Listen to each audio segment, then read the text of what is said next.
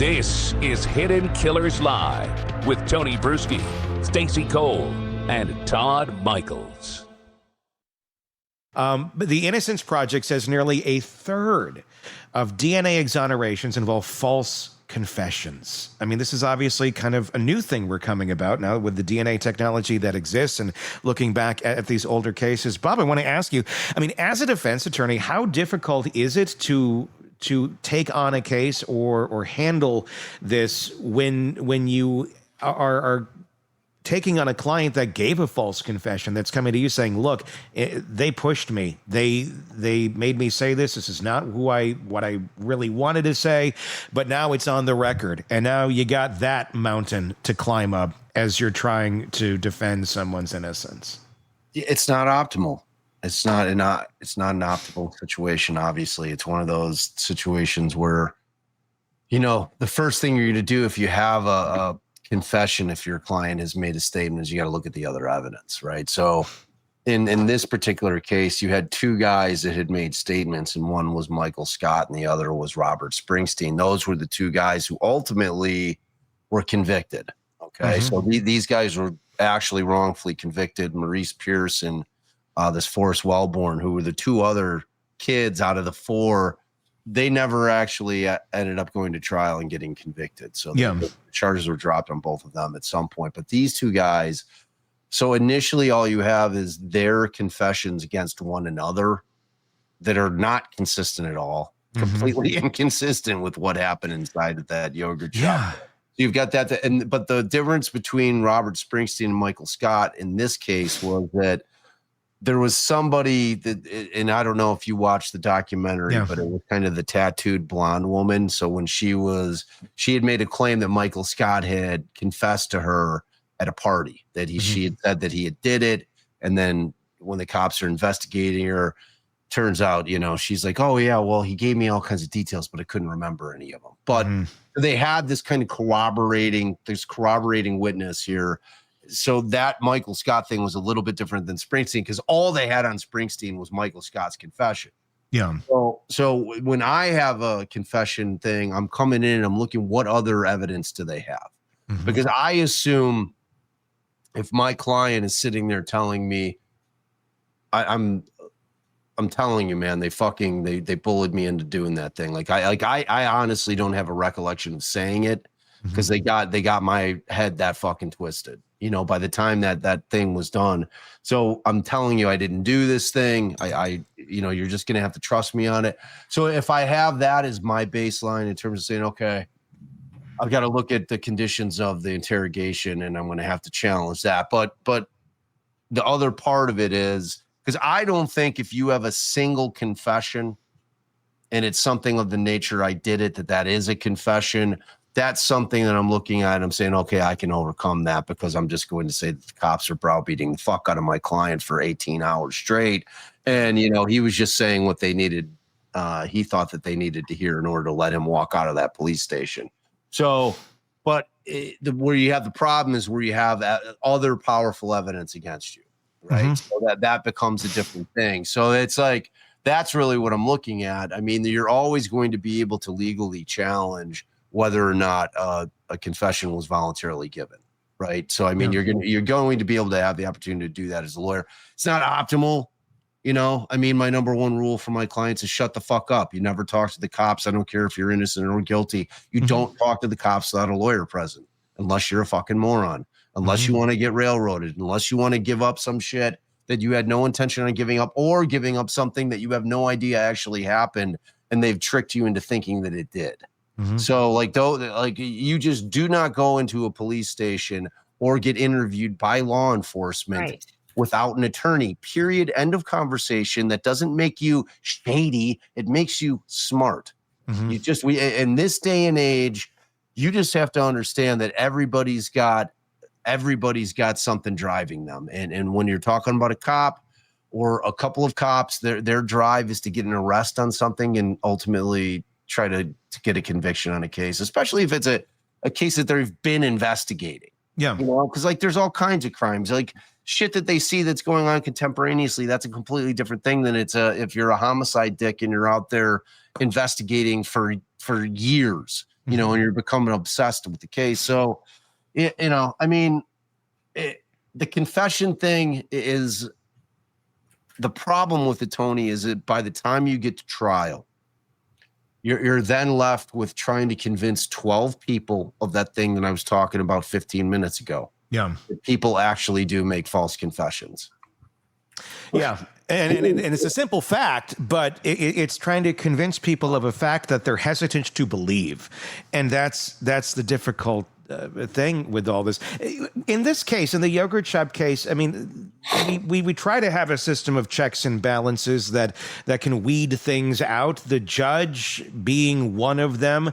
I mean, at some point when you have these cases in preliminary hearings and motions are going about, why did this get as far as it did, especially with one of them ending up on death row? I mean, why on earth did someone at some point not say, yeah, these two stories that they're both ratting each other out on don't make sense. They're not even talking about the same story. It's different stories. So how is this logical? How does this have any sort of weight?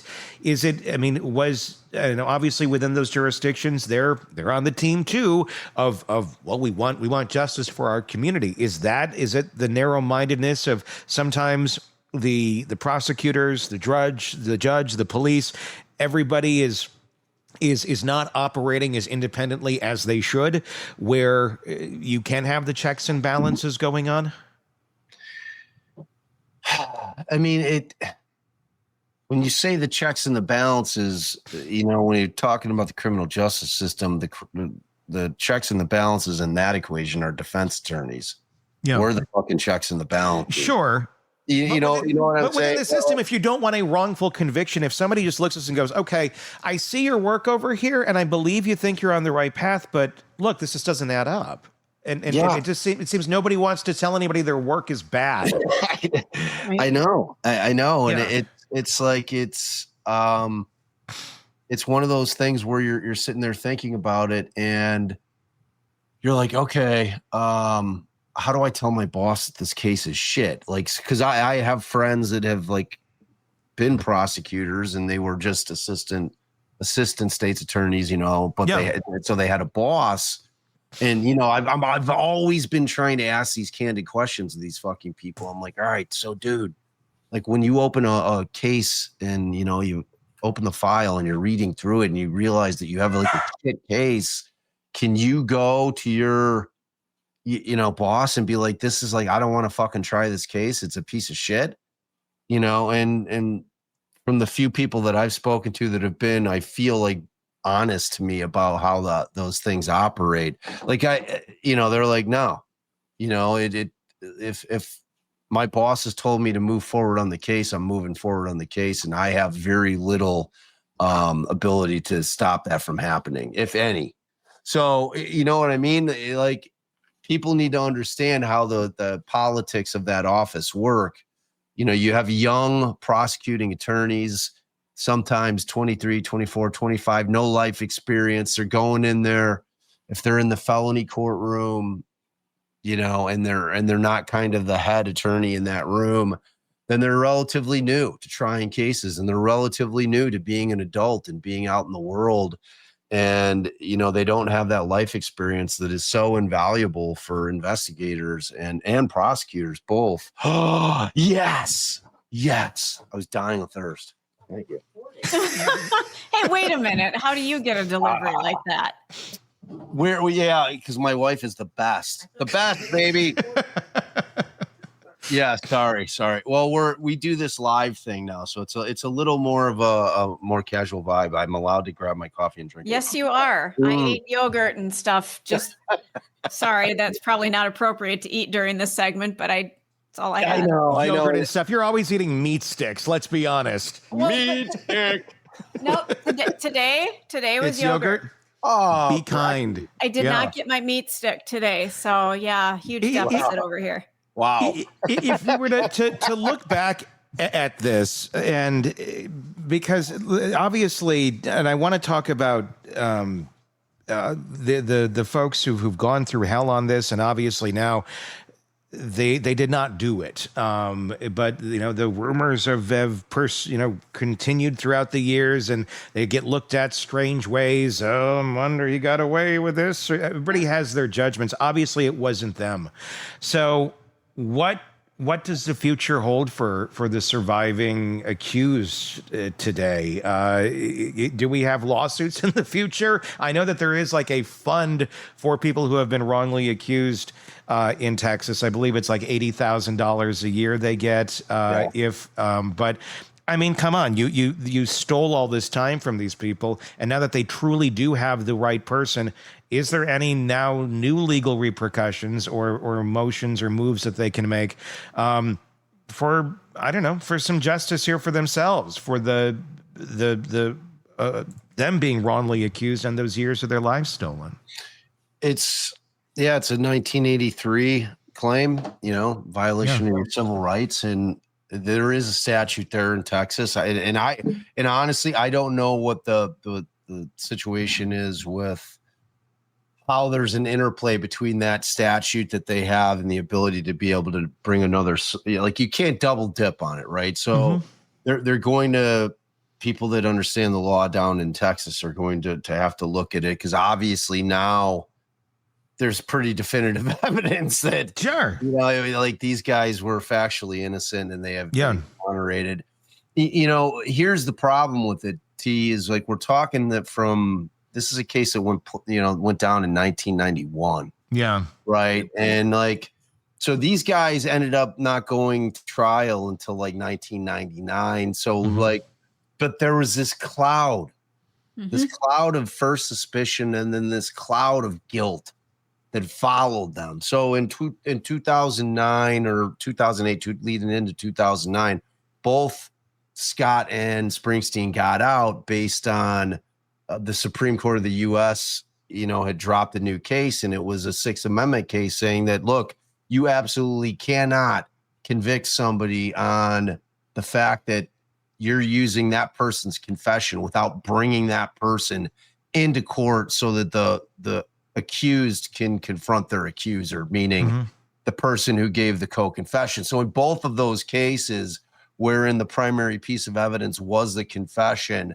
during neither trial did they bring in the other person so that they could be confronted. So meaning Robert Springsteen was not brought into Michael Scott's trial in order to be cross-examined, and vice versa, because they were tried separately. So that was a no-no. And so ultimately what ended up happening is both of the convictions were overturned. However, to go back to your point that you were just talking about 15 minutes ago or 10 minutes ago or 5 minutes ago, whenever it was, you had these prosecutors and cops that still had bought in to their theory to the extent that they had this cognitive bias that they could not get past the fact that these are the guys. Like you've seen this clip of those prosecutors. She's like, when they were both convictions were both tossed and they were remanded for a new trial, she says, originally they're trying them again. So there's a year period. She's like, we're definitely trying these mofos again. We're convinced that these are the guys and we're moving forward. So for a year, like when we had the attorney on last night, Carlos, he's like, I prepped for that case like a fucking savage. Yeah. Thinking that they were going to be taking it back to trial. And then all of a sudden, technology pops its little head in, and they were able to create and pull two profiles. One at that time, there's multiple profiles now from multiple different pieces of evidence that they couldn't get because it was such a minute amount of DNA that, at the tech at that point, they couldn't develop a profile. So at that point in as they're in 2009, the technology is advanced to where they pull profiles from both the round that was found in the drain and also one of the vaginal swabs from Amy Ayers. And at that point, they're like, oh, okay, we got a fucking problem. Like this sample, which the sample on both the round and the vaginal swab, same dude. And that dude isn't any of these four dudes. So they're like, oh, well, he's the fifth guy. It's like, oh, we had a fifth, another one. Yes. Yeah. So, that's where you're at. And so ultimately they end up not recharging or retrying the cases. So like ultimately there was enough people back there being like, I don't know. It's like that. He's the fifth guy thing. I don't know that that's it. I'm starting to think that these guys didn't fucking do it. But it, like the way that it was publicized in Austin, and like you said, it was pretty much kind of a local case. Like I don't know.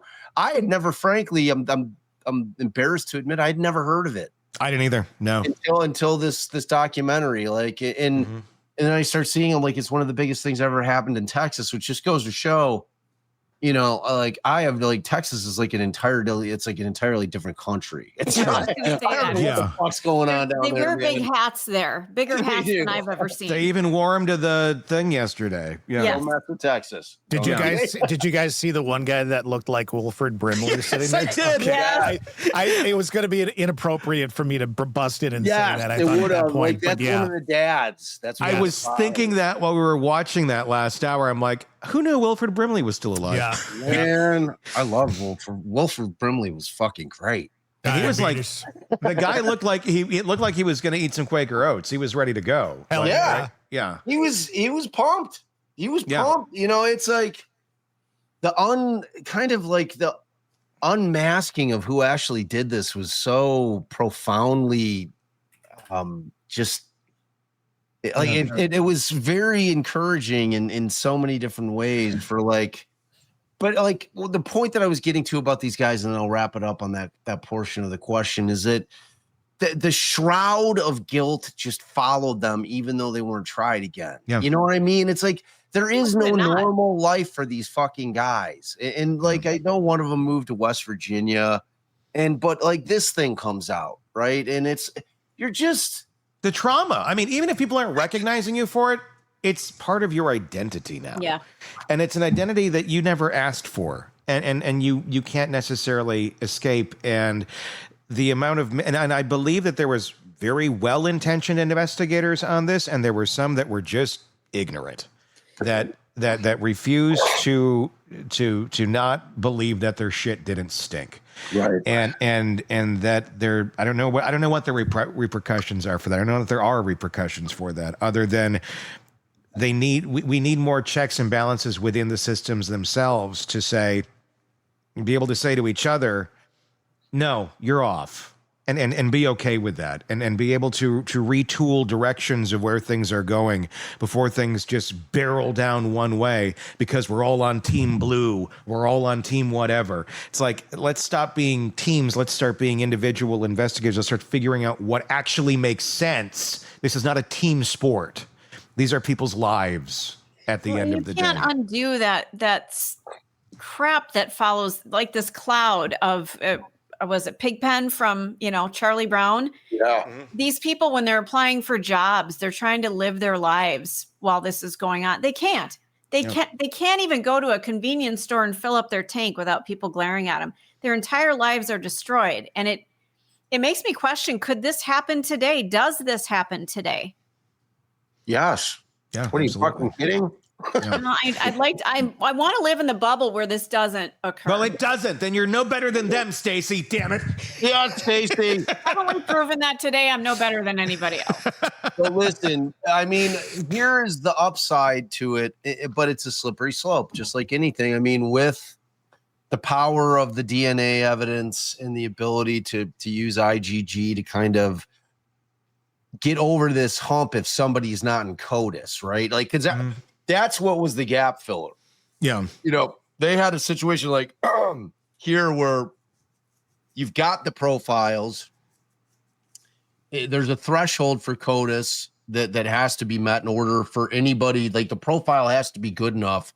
They have to have at least 16 markers, right? In order for it to be listed in CODIS. So if you've got DNA from a crime scene, because there's two ways that they kind of like fill up CODIS. It's either somebody who's been arrested, and depending on what state you're in, they have to mandatorily give over DNA if they're convicted. And in Illinois, it's like you have to be convicted in order to be forced, unless they compel it during the trial process.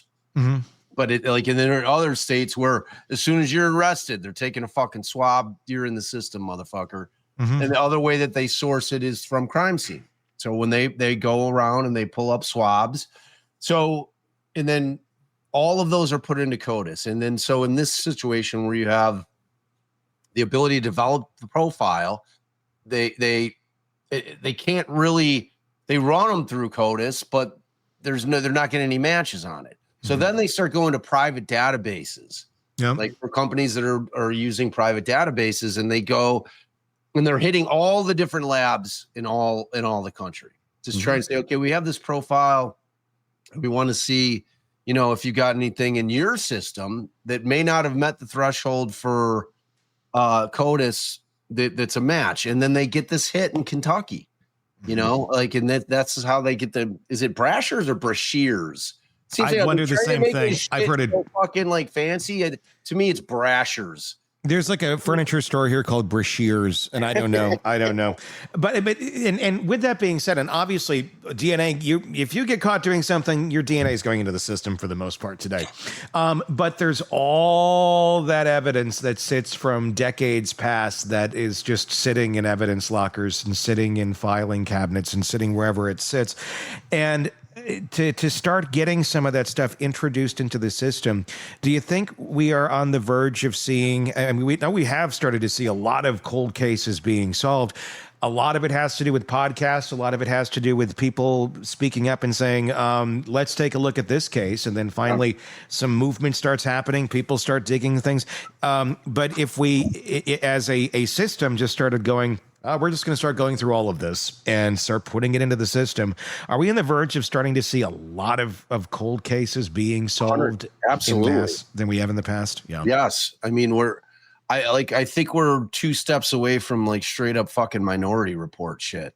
Yeah. You know what I'm saying? Like to your point, T, like I think we're going to get so advanced in the technology that in terms of developing a profile, like my friends over at Othram can develop a profile in a day, right? Like from the most minuscule amount of DNA imaginable. Sure. It's ultimately going to be where it's like fucking, you're going to be able to just stick a piece of evidence into a machine and it's going to develop the profile right away. Like the speed in which we're going to be able to take if I'm in a police station and I'm a fucking cop, I'm going to look and I'm going to say, okay, here's our cold case room. And I'm going to look through every single box and I'm going to say, okay, in 9 out of the 10 of the cold cases that we have, there is a piece of evidence that appears to have something that may in fact contain some DNA on it. But we're fucking running all of them now. And then we're running it through the system and we're going to do IgG with it. And you're going to start getting hits on it. I mean, like that's the thing. Like for all the old cases where there was absolutely no ability to be able to get a profile off stuff, and they were trying to compare blood and hair back in the old days. Like if you have that evidence now and you say, okay, it's become so cost effective for us to do it, because that used to be the rub. It's really expensive to run the DNA and get a profile. It's like we don't have the budget to go through our 100 cold cases because we can't spend 18, 20 grand per piece of evidence to try to develop a profile on it. When it becomes so cost effective that it costs barely nothing in order to do it, and then you're running it all through, and then you're trying to. That's the thing that's fascinating about IgG. And one day I'd love for UT to get really a DNA expert on, and we'll have an amazing conversation, because IgG is so powerful. Oh yeah. Yeah. And it's so scary when it's in the hands of the wrong people in law enforcement, because nothing tells anybody anything more than our DNA does, meaning that gives up more information about us. I've been making the argument for the past couple of years that I think that we do have a privacy interest in our DNA, meaning that when they're using IgG, which is where they're finding a hit somewhere on the tree, okay, and then they're working their way backwards to see if they can work towards this person that they kind of like for it, where they have this kind of remote DNA hit. You can't allow law enforcement to go in my estimation, without a warrant. They should have more. Like IGG can't be step one. Sure. You know what I'm saying? Because then it becomes a thing where surreptitiously they're going to be trying to get all of our profiles. Because if the government had their druthers, they'd tell us, all right, everybody, today is DNA day. Everybody go to your local fucking office, and you're all giving us a buccal swab, and like that's it. Like we're going to have a huge database. No one's getting away with shit. Fortunately, we have civil rights in this country, and they're not going to be able to do that, at least at this point in time. But, if you were to ask them, would you love to be able to have every human being that lived in the United States in the fucking system? They'd be like, yeah, we'd solve every crime. Yeah. Like we have facial recognition out there. So and look, it's not DNA, but our faces are identified in public places now. So we are inching closer. It doesn't take everybody to get swabbed to be in the database, though, either, to triangulate things down. It's like at 90% of the population can be tracked by DNA and IgG, even if you're not in it. That's what I'm saying. We're almost there. I mean, we are. Yeah, that's my point. That IgG part of it is really just family tree shit. You know what I'm saying? That's why I'm saying the baseline has to be, and this thing's going to get up to the Supreme Court at some point. It's such new technology. I thought that Kohberger was going to be the case if he took it to trial. Sure. Because Ann Taylor made enough of a stink about it in terms of their use of IgG without a warrant, and that they had backdoored the system, that I thought that was going to be the case that would make it up to the Supreme Court, because we do need it ruled on. We need the highest court in the land to say, okay, look, here's the deal, bro. Like you've got to get a fucking warrant. That's your baseline. Have some probable cause in terms of some other evidence, and then come into a judge, say, all right, we want to use IgG. Okay, I see that you've collected this, and this. It's sufficient. I'm giving you the warrant. Go for it. That's fair. That's fucking fair. It can't be the first step to where they're going to just jump into it and say, okay, look, the YSTR side of it, because the paternal side is, we have the same DNA as our ancestors. It mutates a little bit over time, but by and large, it's the same profile. So, in order to get to that point, I think there should be some probable cause, and you should have to come in and get a warrant. But you're right. I mean, like ultimately, the shit's going to be infallible, because both databases, like CODIS, is not massive still. No, it's really not. But in terms of our total population of whatever 350 million, it's a pittance. So, but like Stacey was saying with the facial recognition shit, I mean, we're all on the fucking grid one way or another. Without a doubt. Whether we like it or not. Yeah. Bob Motta, defense attorney, host of the podcast Defense Diaries. Check it out. And check out that interview that you just did last night with the attorney for Michael Scott, right? It's Defense it's Diaries. Yep, check it out wherever you get podcasts and YouTube Defense Diaries. Just search it and you will find it. All right, that's going to wrap up today's episode of the program. For Bob, for Stacey, for Todd, I'm Tony Bruschi. We will talk again real soon. Want more on this case and others? Then press subscribe now and don't miss a moment of true crime coverage from Tony Bruschi and the Hidden Killers podcast. Want more on this case and others? Then press subscribe now and don't miss a moment of true crime coverage from Tony Bruschi and the Hidden Killers podcast.